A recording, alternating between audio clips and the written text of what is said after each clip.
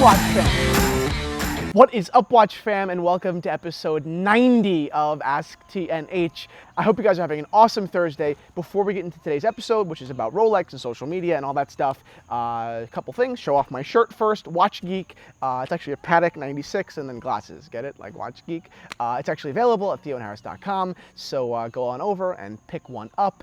With purchase, you get $20 off your next watch. So give it a shot. Next, subscribe to our YouTube channel. It would mean a hell of a lot to us to continue making content. And finally, wristwatch check, as always. So today I'm wearing an absolutely amazing Rolex 1601.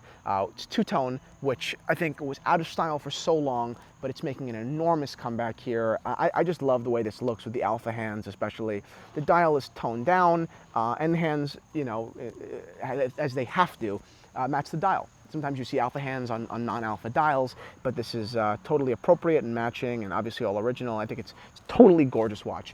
It is available on theoharris.com, so once again, go on and check out our inventory after the episode. But that's it. Let's roll into the show. Okay, now let's get into it. So, good news or bad news first? I think we'll do the good news in the Rolex Instagram. First, they're putting in effort. And that sounds obvious, but it's obviously not, judging by the market landscape and how people are behaving with social media, how these companies are treating it as if it's a fucking joke. Rolex isn't. There are 417 posts right now. They have 1.8 million followers. Rolex is doing their job. Yes, Rolex is showing up to work. Let's put it that way. They're not skipping work. They're showing up. They're doing it. And they are doing it carefully.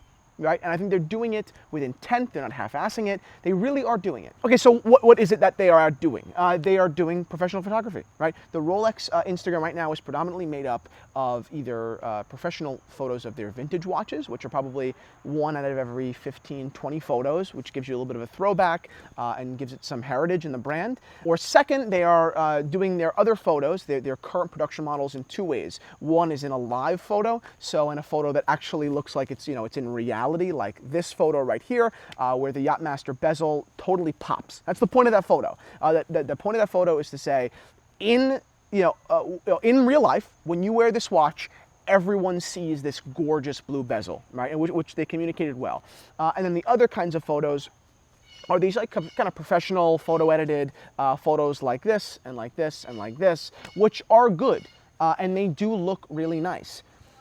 Fine, but they need more live action photos. Right now they are doing them, like I said, with the Yachtmaster, but they really aren't enough. I think that the Rolex company is to do two things with their content. One, refine it to the point where it's communicating a lot more of out in the open and how Rolex functions as a luxury or functionally luxurious item in the wild, not just in these little photos. I feel like it's gonna hit a lot more chords, right? I feel like people are gonna say, that dude could be me, right? A little bit more. And even if it's 3% more, when you have 1.8 million followers, that's a lot of people. That's a lot of impressions. Second, Rolex needs to storytell a lot better in their photos. There are these birds mating, and then they're, and then the other one's going, they're trying to screw, and it's getting really annoying. I'm trying to record here.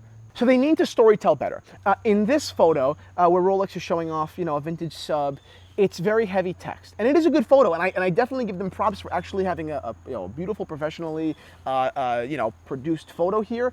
But their storytelling is just a big blob of text, right? There are no hashtags, even not to even get for more people, but to give the eye a little bit more stimulation to see, you know, blue as opposed to just a block of black. There are no emojis. There's no passion there. It reads like a fact. Like a Snapple fact. Actually, Snapple facts are short and fun. It reads like an encyclopedia, which is not how social should be. Social really needs to be, especially on this scale, it needs to be much more personal and interactive. So just because at the bottom they're hashtagging Throwback Thursday doesn't make them human. You know, they don't sound human. They sound like a company using an Instagram there. So yeah, although they are letting me know that there's probably someone, or there has to be someone back there, you know, typing this and hashtagging it 3 times, it still doesn't come off that way. And quite frankly, I don't even want to read that.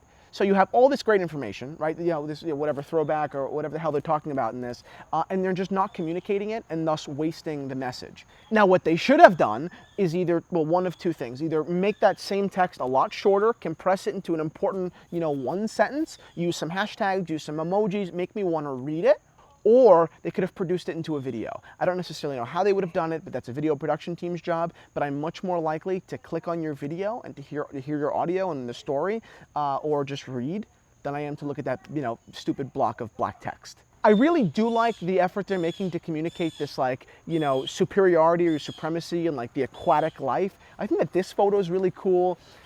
It's got almost nothing to do with Rolex. I feel like they're not marketing Rolex enough. But I do like, it's kind of like vintage Rolex, you know, in the way they used to do ads. Although I do think the old ads are better. Put up a photo of an old ad right here, by the way. See, this is a great ad. It's showing not only a really cool photo of, you know, something that is interesting, like a diver or whatever, but it's showing how it relates to Rolex, right? And I feel like the big bold lettering there is a lot more clear than having to go down to the black lettering in the bottom of an Instagram post. So it's actually funny how Rolex was better at storytelling back then in the 70s or 80s than they are now on Instagram. And like I said, they're doing an okay job, but they could be communicating a lot better with the same photo, just in a different format. I think that their macro, like really up close photos like this one are totally incredible. I think that it really shows the quality of a Rolex, right? It really communicates the message of get as close as you want, it doesn't get bad. So I give them definitely big props on that. I think that a lot of times Rolex is kind of looked over as just a, you know, just a luxury, not just a luxury, just a status symbol. So showing real close, you know, quality there is important to communicate that, no, we're not just a status symbol. We actually, you know, have the gold in the bank to back up our worth, you know, and that's very valuable. They don't have a bio, which is total bullshit. They need to be working harder at that. I don't think it's cool to just have Rolex.com. It doesn't really make much sense. I get it that they could be playing hard to get strategically. They want you to go find out what Rolex.com is, or maybe they're just too lazy to write a bio. I think it reads that they're too lazy to read a bio. They should have one. I don't know what it would be right now. I'm not really sure, but there needs to be something there that says, you know, definitively, this is who we are, whether they want to communicate that playfully or you know, in whatever way. They need to communicate something as soon as I look at their page, not just Rolex.com. I mean, Anna just said, you know, in between that cut, she goes, could you imagine if Rolex's bio was, we make watches sometimes, Rolex.com? I mean, that's cool. You know, that screenshot alone will get shared everywhere. By the way, follow at Anna Griffin C on Instagram. She's our editor. But that right there would add just this little bit more of personality to the brand and make me want to be friends with the brand. Finally, I genuinely do respect Rolex and admire Rolex for getting out there, showing up to work, doing their job on social, but I wouldn't give them a promotion. You know, I think that they need to go further. They need to really dive into the point of social and understand what's our end goal here. You know, are we selling more watches, and how are we going to do that? And every day or every week, they need to reflect on that last week and say, okay, we may have done well, but can we increase our conversion by 0.5%, or by 1%, or by a quarter? You know, that's the stuff that's very important. And if they analyze that and they show and they did that and they acted on it, their Instagram would have changed. But in the past 417 photos, everything is the same. And I respect that they're doing it, but you can show that there really has not been any sort of reevaluation of their game plan. And that's Thank you guys for watching episode 90 of AskTNH. Good job, Rolex. Good job, TNH, for making it to 90 episodes. If you haven't already, check out these t-shirts, these freaking awesome t-shirts at theoharris.com if you are, in fact, a watch geek. That's it, guys. Thank you for watching.